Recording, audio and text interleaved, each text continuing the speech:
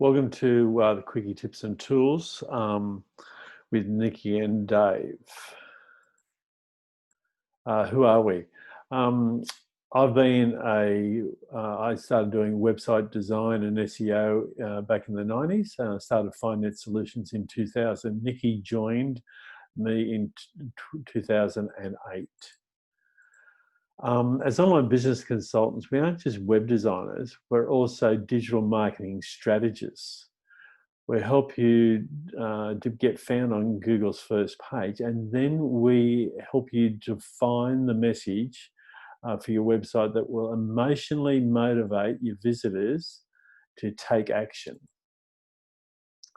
So whether you're starting, scaling up, or pivoting your business, we help you identify a strategy using the most effective, affordable, and easiest to use online platforms and systems. Because we're looking at giving you the best return on investment and thinking about leverage and control. And the aim of these quickies is to share tips and tools so you don't waste time and money like we did in the beginning, and help you reduce those headaches you have in business. So grab a pen and paper and let's get into it. Quickie Tips and Tools for Online Success are on every Monday, 10 a.m. Australian Eastern Standard Time. So that's Sunday, 8 p.m. US for Eastern Daylight Time. That's New York time. So use the same details to jump onto all the Zoom meetings, all the Quickie meetings, same time, same place every week. And next week we're doing costly mistakes business owners make online. So this is the details if you drop off or you need to jump back on again. So the welcome we've just done, the guest presenter today is Perry Mardon, the business whisperer. With Recession busted tips for business, and then we're going to do Q&A, and then we've got 2 special training modules as bonuses. So stay at the end, and I'll give you that link. Okay, so just to promote yourself, you can just share this event. So grab your phone and turn on your camera and hold it over the QR code, and it will show you a link. Click on the link and share it. And it will just be able to share this event that's posted on Facebook. So promote yourself and your brand and just get it out there. And we've got, coming up shortly, we've got Perry Mardon from Mardon International. I call him the business whisperer. Perry is a human behaviour and business expert. He's a sought-after speaker who's presented to Wella, Wide Salon Marketing, ANZ Bank, Action International, BMW, Australia, and many more. He's also a TEDx speaker. Perry is not only a gifted business strategist, he has a gift, like the character played by Simon Baker from the show The Mentalist. He can look at someone and identify their unconscious blocks, limiting their business success and their natural gifts and purposes in life. So please make welcome. Please put your hand together to welcome Perry Mardon. So welcome to the Business the Business Busted Tips by Perry Mardon from Mardon International.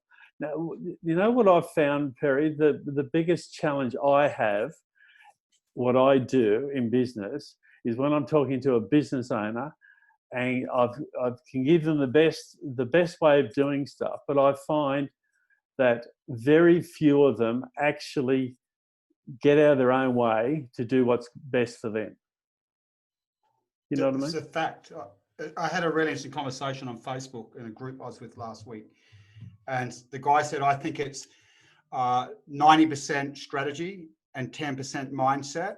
And the post was, do you agree?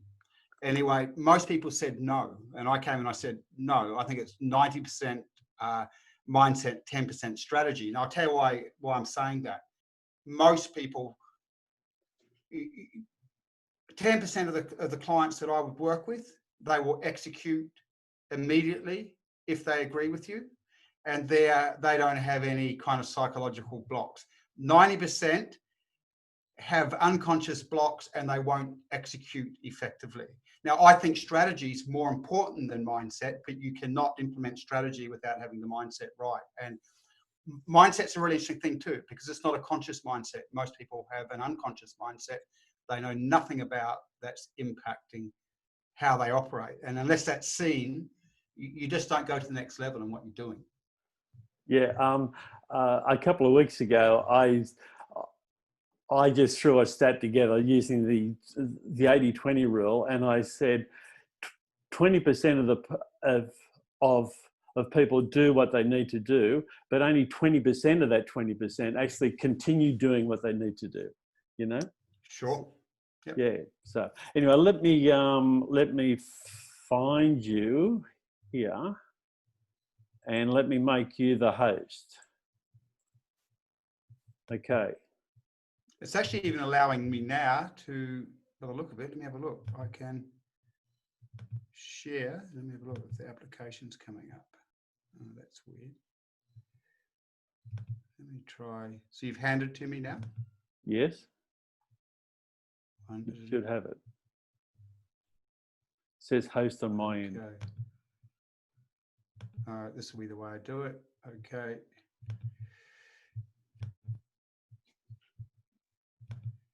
Okay, ladies and gentlemen. So top recession busting tips. I've got 10 minutes to get through this, so I'm going to motor and you can ask me any questions afterwards. Just quickly, I'm working day in and day out with business owners, some doing incredibly well because, as we know at this point, that COVID and the recession itself is only impacting certain sectors strongly at this point. Other sectors are doing really well off the back of this because of emerging trends that you're going to tap into. So this is real world stuff that we're working with daily. So the first thing I want to start with is it's really important that you are the best possible marketer. Now, I've put a lot of this together for businesses that are in crunch industries. And going into crunch industries, we're going to see something. Now, most business owners aren't great marketers. And I just want to take the sting out of that for a second. Most business owners got into business because they love what they do. So you can see the electrician here.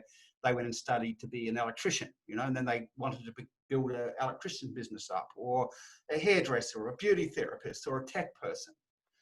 Predominantly, they have a passion for the service or the product they provide. They're not experts in marketing. The challenge, of course, though, is there's people like this lady here who is passionate about marketing.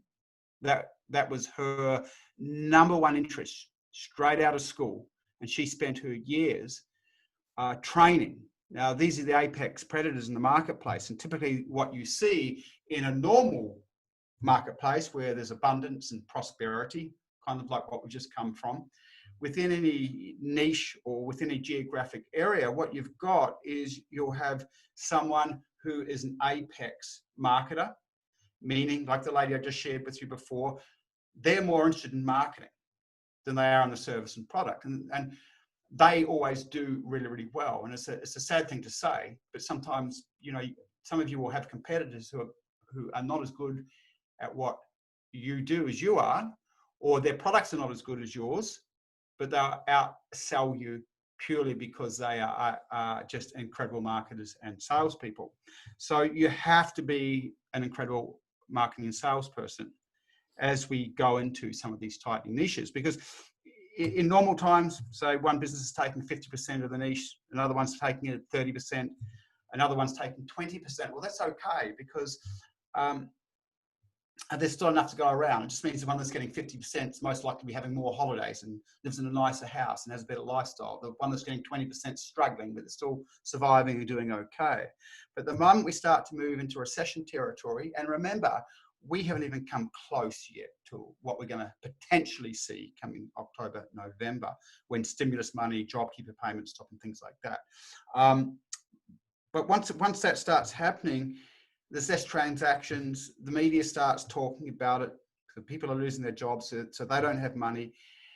When the media is talking about it, then people start to get really contracting. They're not paying. They go into saving mode or holding mode.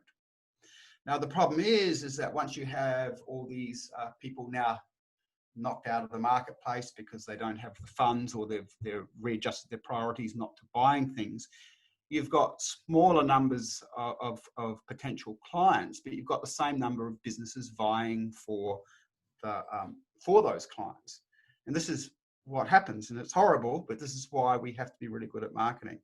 So that person that had 20% of the marketplace has now got 20% of a really reduced pool of clients, because their marketing can't get them more clients than that.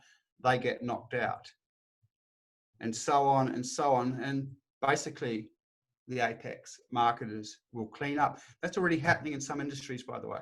They spent more in the recession, at the start of COVID, knowing they're going to outcompete their competitors, and their competitors are going to fall over.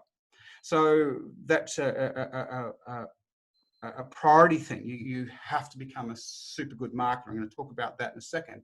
Now, how do you become a super good marketer?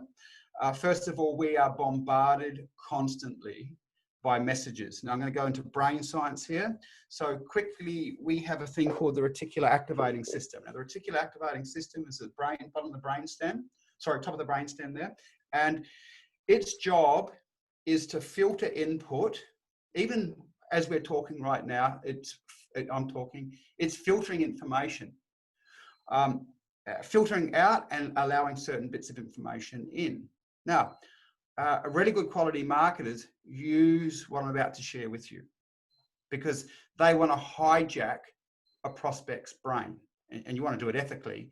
But what this means is we're just going to look at a couple of unconscious principles of gaining clients. Now, if you're using unconscious principles of gaining clients, there's nothing they can do about it consciously, because you're activating aspects of the brain to draw that person into your sphere of influences, which is what all the apex marketing predators do.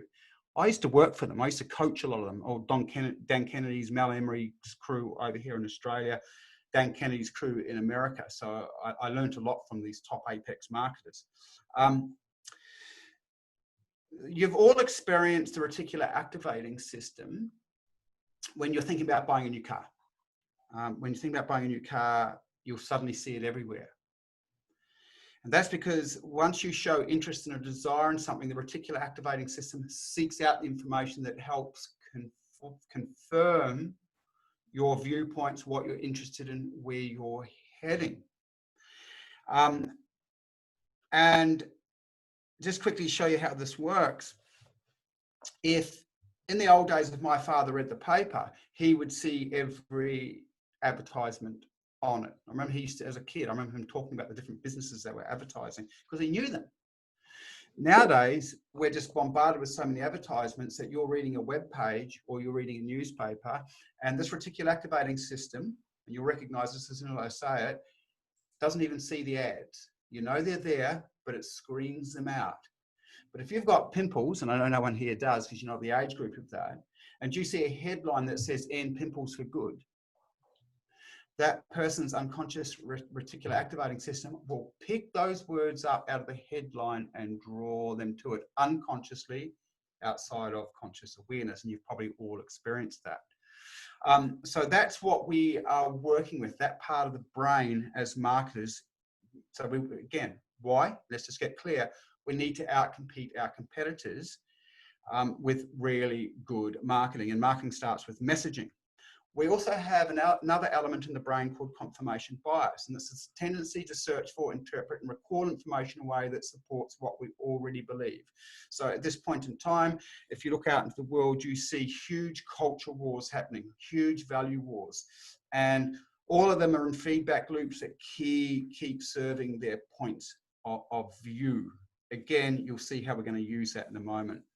The other thing that we have is, and it's actually near the reticular activating system, is the amygdala. And this is in groups and out groups. What we're afraid of, what we're comfortable with.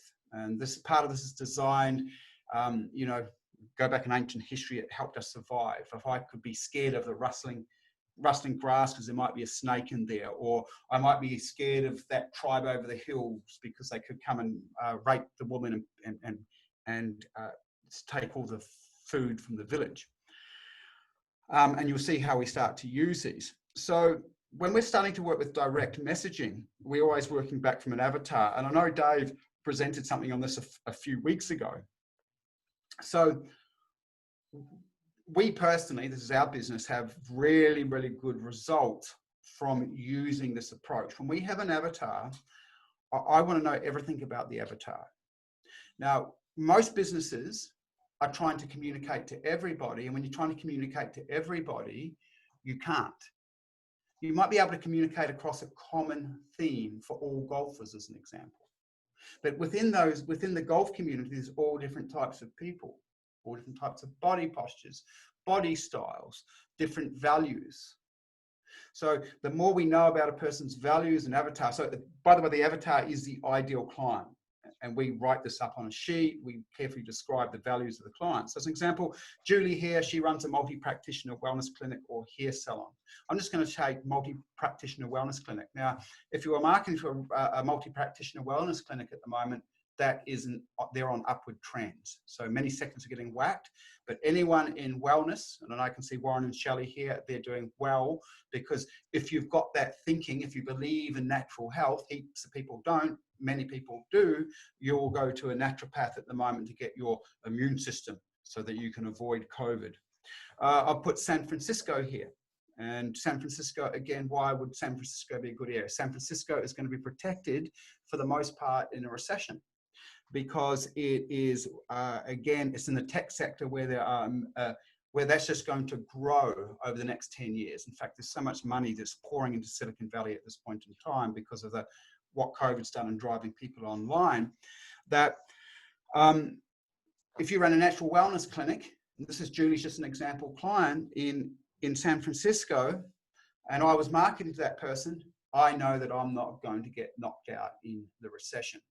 Okay, this is why trends matter. I'm going to be talking about in that second if I've got time. She struggles to market well. She has staff problems. She's a bit of a people pleaser, which means that she doesn't like to set boundaries. And how would this show up in her business? It would show up in this way. Sometimes some of her staff might be letting her down, but rather than being straight with them, she'll bottle all that anger up and she'll go home and tell her partner. That's what Julie will do. And she'll never be straight because she's afraid of being disliked. She's afraid of having conflict, because deeply unconsciously she's afraid that she might be a bad person if she does that. She'll be very stressed with the crisis and the recession. She's a we versus I. So she's living in San Francisco. She's into natural health. She's going to probably be on fairly left or progressive or liberal. She's going to hate Trump, as an example. And she wants to save everything that is victimized. So you can start to get a sense of the value structure of this person. So again, I urge you all to be very clear about your avatar, right down to the value structure, and you'll see why in a second, because we are engaging, what I just showed you before. We want to reach into the brain and become the #1 choice. Okay, so you've got to do this for any industry you're in. Have a very clear idea about your avatar. If I know Julie this well, I can enter every conversation she's having in her head. Every conversation, not just from my product and service, but I can now match her values. I can send her information about that will align with her value structure, which means she's going to know, like, and love me quicker than if I didn't know her value structures. I'll show you how this looks in a minute. Are their problems meaningful, urgent? You want clients, especially in a recession. This is important. In a recession, what was once perceived to be needed is no longer needed, right? Our priorities adjust in a recession. Are they trending up? Well, yes, natural wellness is trending up after COVID and the recession.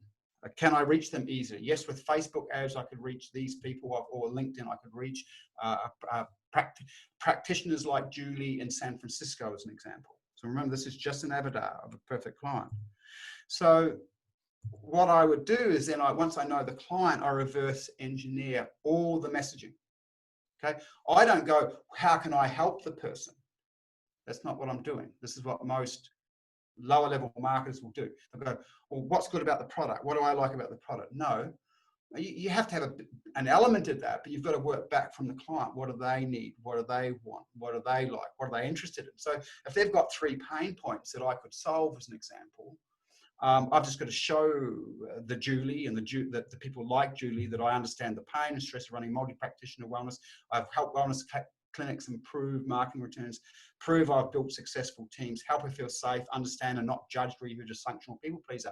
So as an example, I would be sending someone like Julie content and information about why she struggles with conflict in her business. And she'd watch, they'd be like, might be 3 or 4 minute videos or articles. When she reads them, she's going to go, oh, how does he know? That's me. I already struggle with that. And by the way, when I say this, I'm not showing you any, this is about marketing. I'm not showing you any political leanings. I might send her some anti-Trump content, and she's going to go, yeah, anti-Trump. So not only am I going to engage her on the pain points in her business that I can help her solve, I'm going to really connect with her on the level of her deepest values. So the moment that I'm doing that, right, it's actually a dark art. You've got to be a very ethical person, because you're now controlling that person. You're controlling that person's relationship with you, which is what most bad marketers aren't doing. So you start to have a bullseye impact.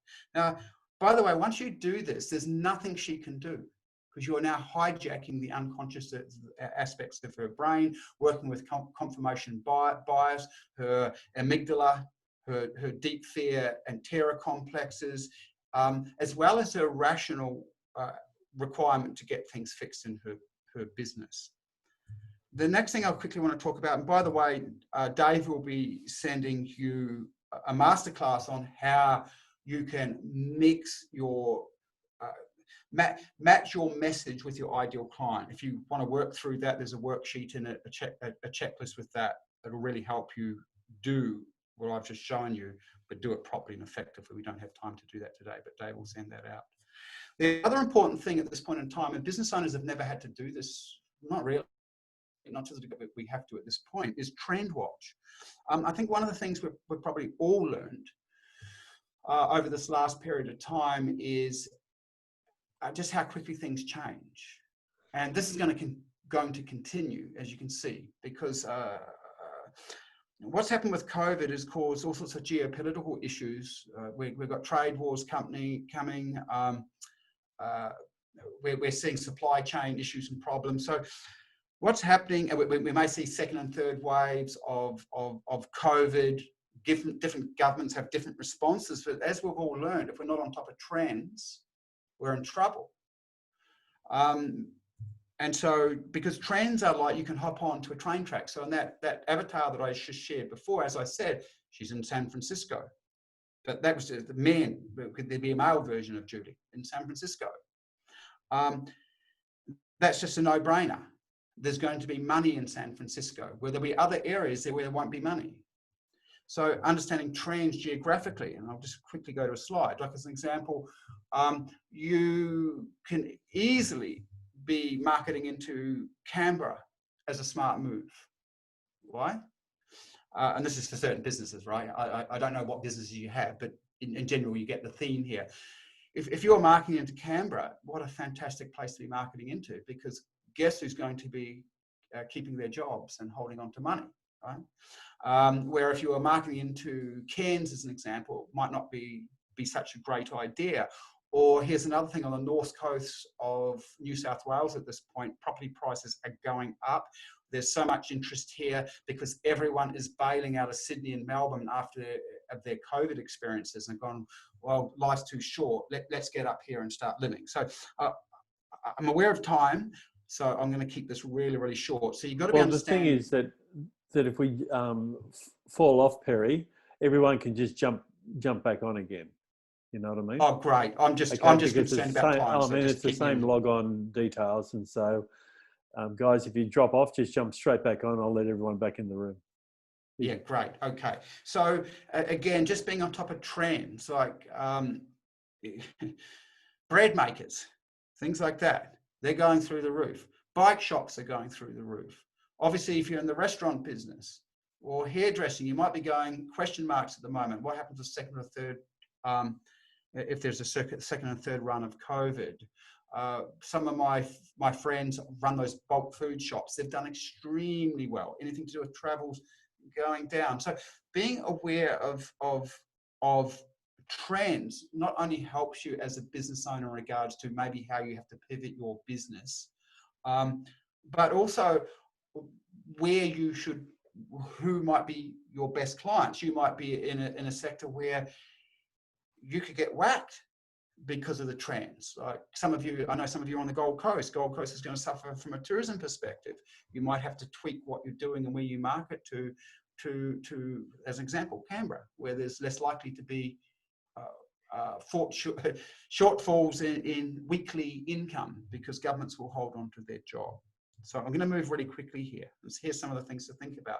Woke trends. I know Brian on the call here is doing some environmental stuff with his gloves and things like that at this point because he knows the young people are really into the environment. Thank God for that.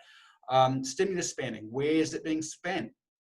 We work with a Facebook marketing expert, and all she does, she's scanning the different areas in the world and who's buying, what location are they buying.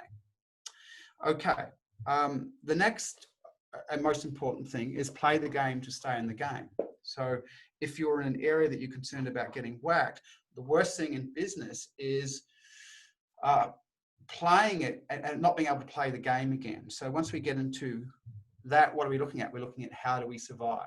So operating expenses, slash as much as you can.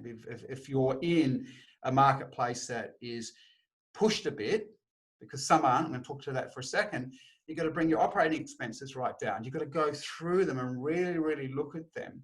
We look at the 80-20 rule. You've got to get a real return, get a real understanding of your return on investment in each of your product classes, your asset classes, or your channels, if you've got different services and products. In good times, a lot of us, me included, I'll tend to ignore certain things in my business because I'm making enough money. And so, but the moment times are looking like they could get a bit hard and you start to inspect, you see, geez, well, that product's not returning as much for the effort as this product. So therefore, I should ramp up this product because that's giving me a far better return for less work, as an example. And it seems to be liked more. Or maybe the sells more, but the margins on it are way less, and at the end of the day, it's not producing what needs to be produced. So there's a real look at what is working and what is not working within your asset classes. Micromanagement of your books, your cash flow situation. I mean, at the end of the day, you want to hold on to capital, or you have to have the cash flow to keep yourself in business when you are surviving. You must de-escalate risks in the sense of one of my Russian mentors told me this years ago. He said, I build businesses in contracting markets. He said, you don't take risk. Everything must be tested and measured with low amounts of money. One of the great things about Facebook, you can use Facebook marketing for an ad spend of about 10 to 15 bucks a week to test any idea or concept. Plan A, B, and C. So you've got to have plans for worst case scenarios and plan for best case scenarios. We do this for good reason. Worst case scenario is your survival plan. If everything goes, how do I survive? If this fell apart, if A plan didn't work, if there's an anomaly that I'm not seeing, how do I stay? What's my plan for survival? That's just smart. Now, finally, this just ties into what we've been into. Know when to get out or when to scale. So what we're seeing is some of our clients could actually scale at this point. That means they could ramp up what they're doing because they're in markets that are going to do better. As an example, even in some of the emotional health type industries at this point, more people are stressed, more people have got all sorts of mental challenges because they've been locked down and COVID. There's a lot of uncertainty. So people that are doing things like products and helping people to relax, to meditate, which I'm going to talk about in a second, tend to do fairly well and should probably be looked at scaling up, where other ones, and this is the real interesting, it's the same as the share market, people want to hold on because they know, oh, well, this is what I know. Like, think about if you're in the tourism business at this point in time, or you're in the restaurant hospitality business. Yes, your ego might be there, but that may not be the wisest or smartest thing to do. So then you're going back to trends to go, well, okay, that's not going to work out. And if I try and stay in it, just means and guarantees struggle for the next 2 years. Maybe I'm better off going and looking at doing something else, and based on the trends, the emerging trends.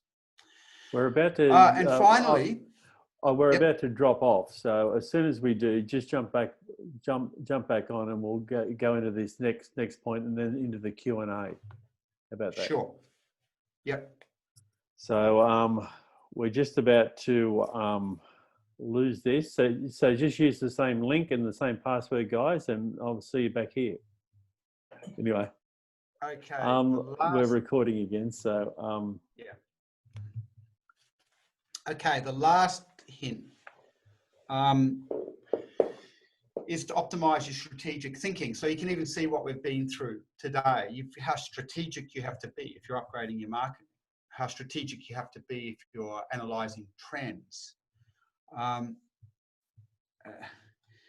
fact, I spent some time in the weekend with some friends of mine from Melbourne who are super entrepreneurs, and one of the things I really observed in there, they've pivoted their businesses in the start of COVID. They could see what was coming, and they've just had such outrageous success as a result of their ability to think, to be so beyond emotion when they are analyzing what's happening in a marketplace.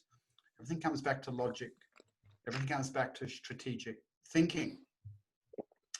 And we know, and Brian on here was with me with some clients that we were working with overseas at the start of COVID, and you could just see their ability to think straight had decreased. Their ability to think well, to be able to think critically or strategically about their business had decreased greatly. Where typically they're smart and logical people. You can think of Adam Bryant as an example, some of his lack of abilities to make decisions over the last little while. And a lot of that's got to do with stress. So we can start to look at a certain thing, and we understand this because once people feel threatened, they're worried about their families, what's going to happen with their mortgages, bills, worried about losing good staff. Everything you've worked hard to build might be threatened. So when that happens, there's stress. And as you're about to see, that downgrades your ability to think strategic. So we're going to go into some brain science around it. I just want to quickly share a core concept here. Business or life, a successful life is all about solving problems. If you've got a health problem, you want to solve that problem. That's what Warren and Shelley do. If you've got a relationship problem, you want to know, well, why have we got this problem in the relationship? You want to solve it. And in business, we are constantly having to identify and solve problems. We're moving past roadblocks. So problem solution is the most important thing that you're doing in business once you set strategy. Why is that strategy not working? Why is it not working out? That takes logical ability to logically analyze the problem. Now, what we see is a business owner's choices, the quality of their choices dictate their results. Now, why I'm talking about this today is that once we have things like COVID, once you listen to even to the news at the moment, it's not so bad right now, but we've just been through a period of really heavy-duty bad news constantly. You've already got your own pressures and stresses as a business person. You may have kids at home in lockdown. Your ability to make good decisions decreases. But here's the problem. In any crisis or any recession, you are forced to make more decisions than normal, but your decision-making apparatus is compromised. And so this is why we really have to have personal management as well in the likes of recessions or crises, because there's increased emotional challenges and stresses, and that impacts the brain's ability to work effectively. This is exactly what happens. The amygdala that we talked about before gets spiked. It sets off cortisol, adrenaline, and a whole bunch of other stress-related hormones into the body. Your brain goes into high beta brainwave states. And what that does, once that's going on, both the limbic brain, which is the emotional brain, gets triggered and activated. So you've now got an amygdala that's been triggered. That's the flight and fight center, sending cortisol through the body, high beta brainwaves. Once that happens, you get more emotional because the limbic system's triggered. And this is what happens. The neocortex, which is the part of the brain involved with higher order thinking, or what they call the executive brain function, decreases. In fact, studies have shown the matter shrinks over time. So you actually become less intelligent. And there's a bunch of amazing research on these things now. So I'm not going to go into this too much, but there's a great clip on YouTube by Dr. Graham Phillips, who was a real skeptic on the science of meditation. It was actually done here in Australia with the ABC, and they put him through 2 months of meditation training. And he was pretty much blown away, because this was the best brain science. So they actually watched and showed him how his brain changed. It actually rewired his brain, but they also tested him through before and after. Increased memory, increased intelligence, faster decision making, more energy efficient, perform better with less use of energy. I'm going to move real quick through here. You get it. More activation of the prefrontal cortex, decreased activation of the amygdala. So it basically does the opposite. The amygdala shrinks in meditators. So the flight and fight center actually shrinks, gets less activation. There's no adrenaline moving through the body. The brain goes into what they call the beta alpha brainwave pattern, which is one of the best patterns to be working in, because it puts you into a highly strategic, intelligent, and intuitive state. And it increases the ability to have higher order thinking. Think about Spock from Star Trek, who was never emotional. And so another element of this is it integrates the left and right hemispheres of the brain, and this puts you into flow states. Now that sounds like a very hippie thing, flow states, but there's been so much science done on this. It's actually the optimal brain state for performance. And you will all experience this when things just come together really, really well. You know you're operating at your best. You feel calm, or slightly, but you're exhilarated, but totally in line with and present with the subject. Again, for those that are interested in that, in ending overwhelm and dysfunctional stress so that they're thinking better, Dave's going to send out, it's about a 40-minute video on all the different things that you can do to start controlling the brain. So I think that's all we have time for, except for questions. So anyone got any questions? I'm going to stop sharing. I think that was great, Perry. I normally say, as an entrepreneur, you know, the main question you need to be asking is how. But as a marketer, you need to add to that all those W words, all those words starting with W. Who, like who's your avatar? What do they do? What do they like? What do they hate? Where are they? Where, you know, and how, you know, and from all the W's comes the how. How do I do that? And then when's the best time to, you know, to talk to them? And so if it starts with W, any of those questions, that and the how, the H, are the most in question, the questions we need to look at, I think, as far as anything goes. I like that. Yeah. Like, until you can see who that person is, and I'm just going to even bring it right down to the most basic, until you can see who that person is, you can't communicate with them effectively. But if you know who they are, you just know how to communicate with them. And Dave, don't you reckon that what I would see a lot of businesses have too many different types of avatars?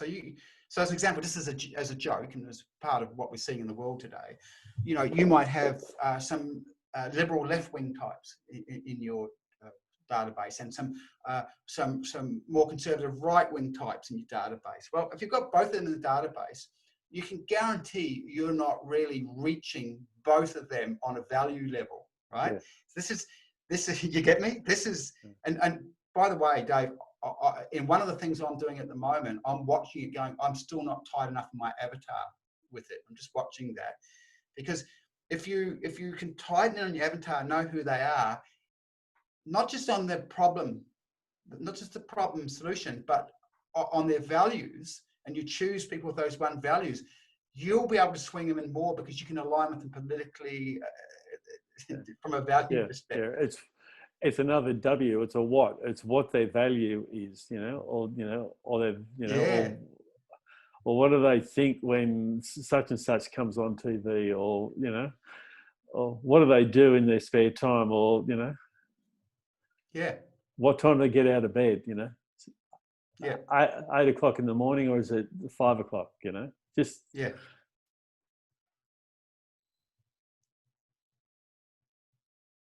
Oh, are we there, or have you frozen? Yep, I'm here. Oh, okay. Warren and Shirley, you're muted.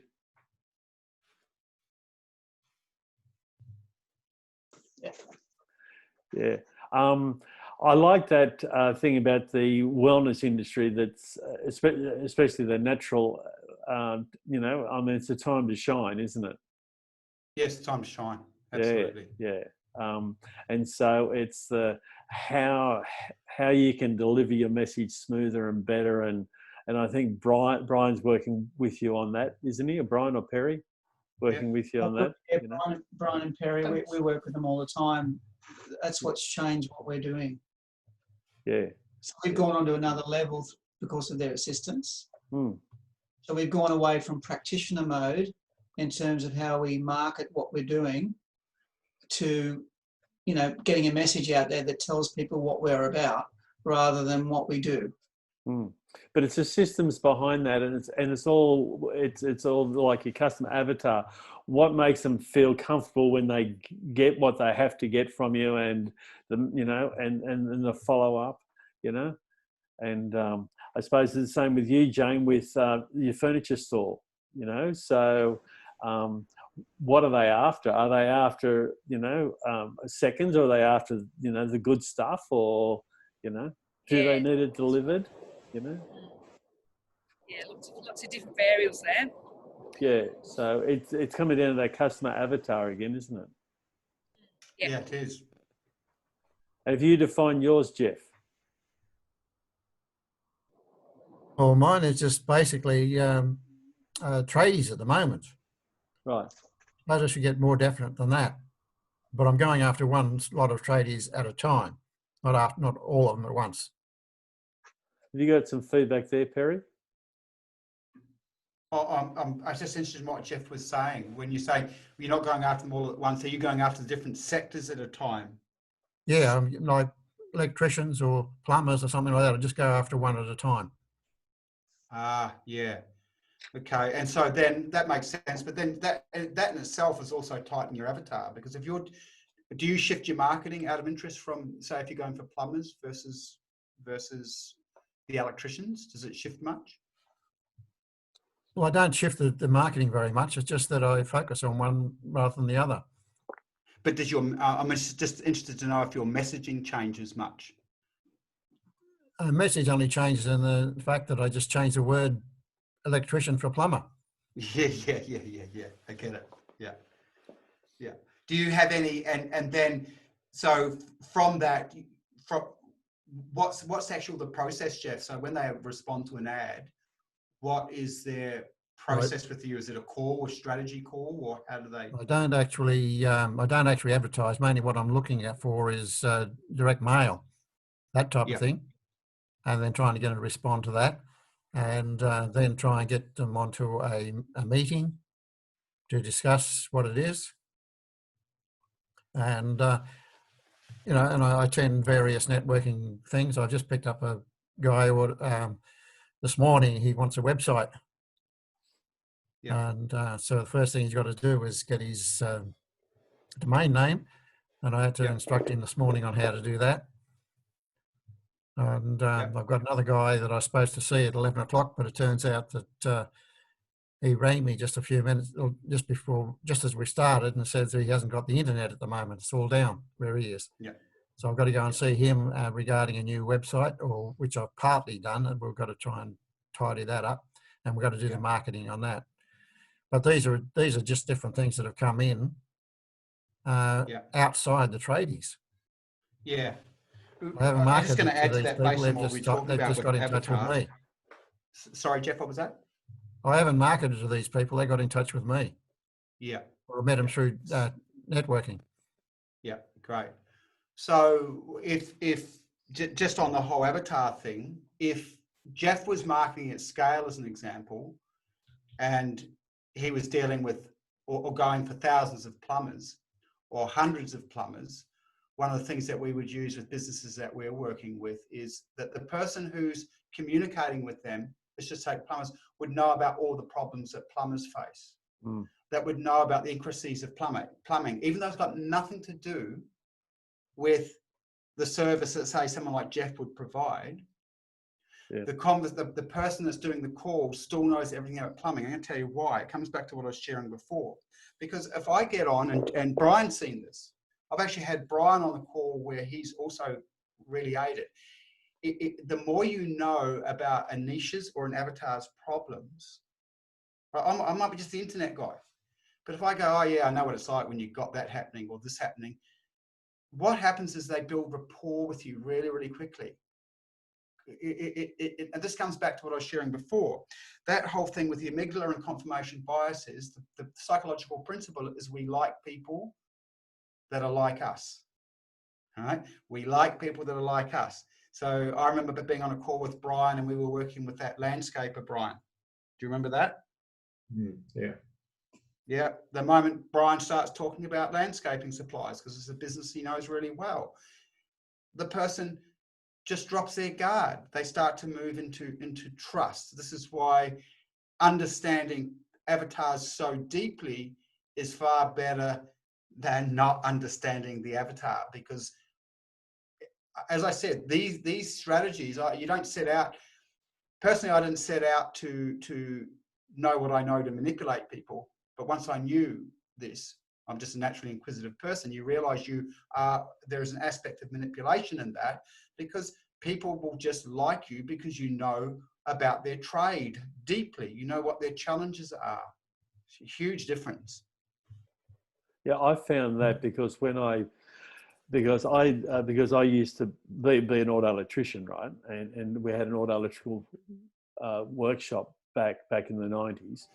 And I knocked up a website for myself in the mid-90s. And then, because I was on the management committee for the Association for New South Wales and ACT, then everyone was saying, "Oh, Dave, can you knock a website up for me?" So I knew the ins and outs of every, because it was either diesel fitters, auto electricians, mechanics, panel beaters, and it made it so easy and it's so easy to knock up websites and do SEO and all that for it, because it's just a claim and a claim and a claim and a claim, Yeah, but I bet your relationship with the clients was just the potential client, because you spoke. Oh, well, I've had them for 20 years, most of them. They're your friends. So they've sold their business to the next guy, but I can still talk to them because I used to offer to go and manage their workshops for them if they needed a couple of weeks off, because I could. That's so good. Because they were like mates, and I've got some in the automotive trade that their kids call me Uncle David, Yeah. So yeah. So do you want me to show that slide? Have you got any other questions, anyone? Direct questions for Perry? Oh, just at the beginning, you wanted us to take a photo of something. I'll send it to you if you want. Sorry? On the slide, it's.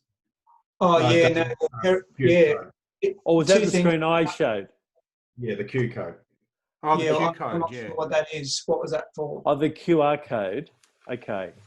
So I'll just share my screen. I'll just go through the slides. How about that? Can you pass it back to me, please, Perry? Yep. The host. Pass it back to Nikki and Dave. Yep. Okay. You are now host. Yes. Yep. Okay, cool. Host, that's me. Okay, so I'm going to find that PowerPoint presentation, and you guys can't see my screen, can you? No. Okay, so I'm going to share I've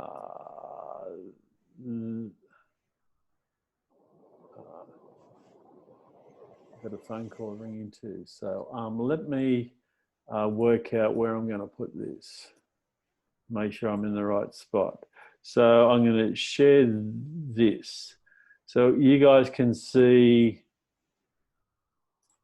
you can see that? Yeah. Okay.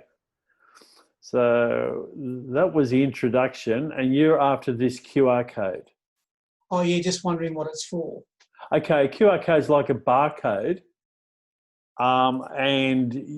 So instead of having a long URL for a website address or for whatever, you just have a QR code, and you can, well, there's, in fact, I'll put the link in the follow-up email that comes out after this, where it shows you where you can have the recording. But I'll have a link where you can make the QR code, and you can add it to whatever. And so then what you do is with your phone, voice message. With your phone, you just go to your camera. So you open your camera and then hold it on the QR code, and it'll automatically pull up the URL, and you can go straight to that website. So you see the QR code on notice boards and stuff because people don't have time to write it all down, and it saves them taking a photo just of the URL and then have to type it all in. So they can just do it. They can go to the website or the link wherever, and they can take the required action that they need to take. So it's handy for this. But you used to have a QR code reader, but now 99% of phones, as long as you have it on camera mode, you don't take a photo of it, just hold it there, and it'll just recognize the URL and open it in the browser for you. Okay. Thanks. Yeah, so I'll find a link for a free service that you can create those, and you can create them in different colors and and all that sort of stuff if you really want to be. But black and white works well. Black and white works with anything, Was that the question that you had, Warren? Yeah. Okay. I just used it. You really taught me something. That's great. Okay. So this was the slide that was going to come up next, which was the QR code, which was the other Q&A. So I was going to take a photo, and then Nikki wants to be able to share it later, but I don't know whether I will just take a photo here or whether I do a screenshot. That looks crappy, Dave. I want everyone waving, and I'm going to do a screenshot. Hang on, ready? Oh, hang on. Okay, you did good. Okay, I should have waved too. How slack's that? Both of you are slack. Okay, so this is what I put together. So we've got two special online training modules as a bonus from Perry. So you'll have the link in your inbox so you can send them out to them. So it's not so it's two each, or is it two only? No, it's just it's like two trainings. So there's a training on for everyone. Everyone can have it. Yeah, it's free. That's what I was trying to clarify earlier, whether it was there was only two of the two, or whether. Yep. That's why I made up this slide just before we jumped on. Yeah. I just, my fault for not explaining it properly. Sorry, Dave. No. I'm thick. It's all right. I'm an auto electrician. So what do you expect? Okay, so I'm going to send that out in the So you don't have to SMS me, but you can. So so that's going to be that, and then this. There's other bonuses coming, and Perry's going to make available some recession buster think tank Correct. things. So if you want to know more, you can just shoot me an email there, or be on next week's, and we'll share a little bit more about that.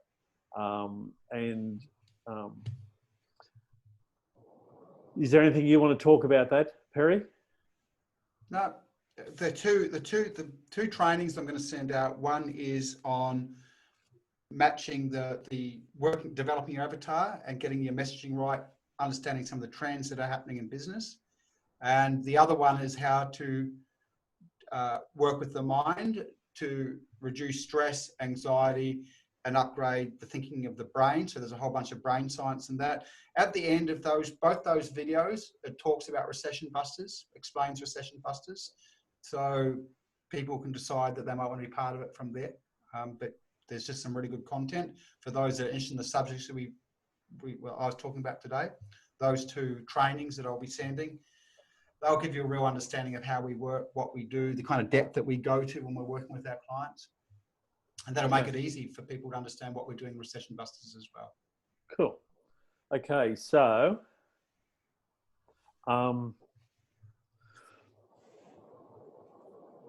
if you got some value out of this, I just love your feedback. You know what I've found with a lot of people is that they don't. So they can think, well, I'm not going to give a 5-star because I don't think it was 100%.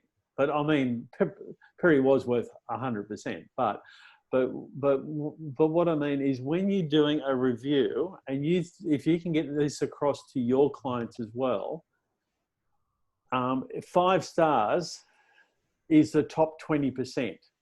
So if your satisfaction rate, if you can get across to your clients that the satisfaction rate is, if you're more than 80% satisfied with what we've given you, that's 5 stars. Whereas people just automatically think, 5 stars, it has to be 100%, you know? So just to help you gain those higher, you know, the higher star rating, because that helps with your Google ranking as well. But we do also have rapid reviews where you can automate that, so you only get 5 stars and the other ones can come back as feedback. But that's just another thing again. But I just thought I'd just share that because a lot of people fall into that trap. Instead of being able to help the customer understand, better than 80% is 5 stars, you know, that's all. I should have a QR code there for you, shouldn't I, Warren? Anyway, was there anything else you wanted to finish off with, Brian or Jane or Jeff? I just have a little query here. Yep. You've got the times for the meetings. Yep. You also have USA time. Yes. Do you get anybody from the USA? Well, I had a couple registered, Oh, right. but they keep turning up at the wrong time. So, so they get the recording. So I don't know, but my customer avatar for Yanks is not good, because I seem to get the ones that really struggle with lots of stuff, and you know, so I'm not focusing over there at the moment. I'm focusing where the recession is not going to be as bad, which is Australia. You know, so, as far as use timeanddate.com. Yeah, I've got those links. But just for this. They can't muck it up if they use that. Sorry? They can't muck it up if they use that. Yeah, I know, but they can't click on this link. But I should add it to that follow-up email, because I used to have it in that follow-up email. sequence, and so they could just click on it, because I have that as one of my favorites up the top. I can just click on it, so I can quickly look what time is in the UK, in California, in New York,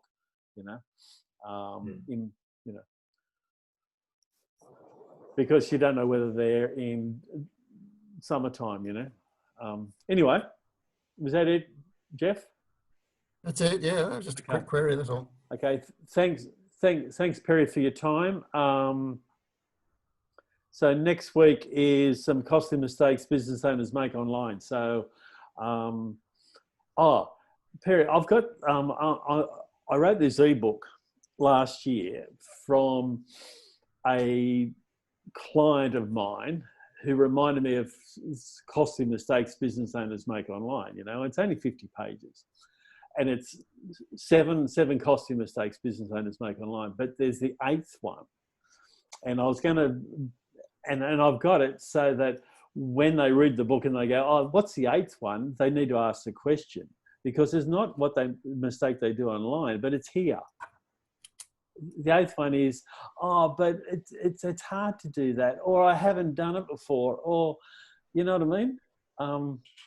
And so it's their blockage that they just can't get out of their own way, So, yeah. And I say that it's like, you didn't know how to tie up your shoelaces before you learned how to tie up your shoelaces. You didn't know how to walk when you could walk, or run, or ride a push bike, or whatever. But now it's first nature. It's like riding a surfboard, isn't it? That's right. Water skiing, or whatever. Becomes a new the first time. habit. It's like driving a manual car. Yeah. I just put my car in for service, and the loan car I got was a manual. I could still drive it. Yeah. Anyway, so anyway, I'm going to touch on a few things like that, which also is where people try and market it when they're, and do stuff. It's just some mistakes, and some of them are quite costly. Just about trying to organise domain names and stuff like that. I told you about the one about the client who his domain name, when he went to re-register it, GoDaddy wanted $2,500 for it.